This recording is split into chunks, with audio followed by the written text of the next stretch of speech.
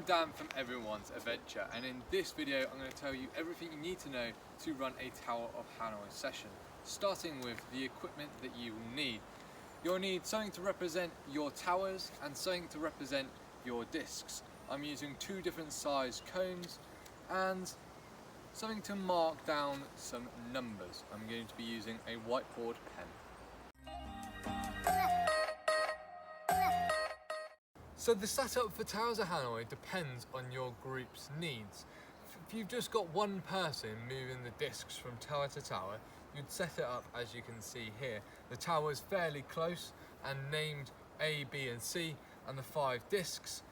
If you had multiple people moving the discs, you may want to move the towers 2 meters apart to fall in within government guidelines.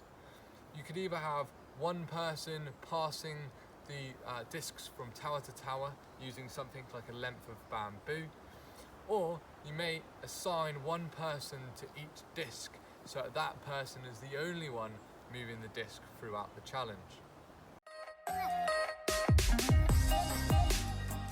The objectives of Tower Hanoi is to move all discs from Tower A to Tower C. You can only move one disc at a time, and you can only move the very end disc. You can place it on any tower as long as you're placing it on top of a higher valued number. So 2 is higher than 1, so I wouldn't be able to place it on Tower B, therefore it would have to go onto Tower C.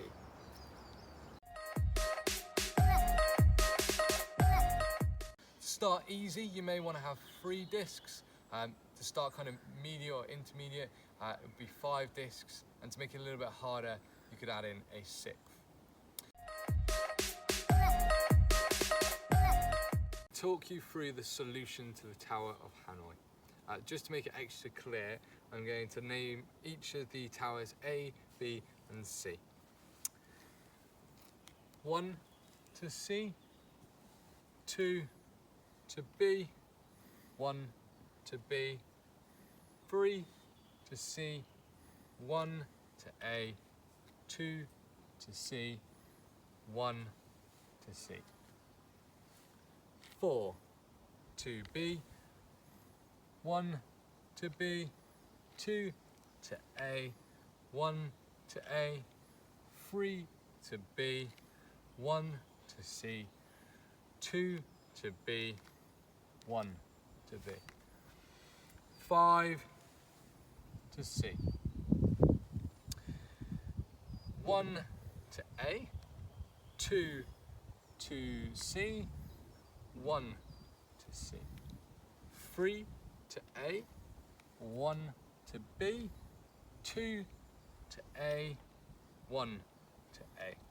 4 to C, 1 to C, 2 to B, 1 to B, 3 to C, 1 to A, 2 to C, and then finally 1 to C.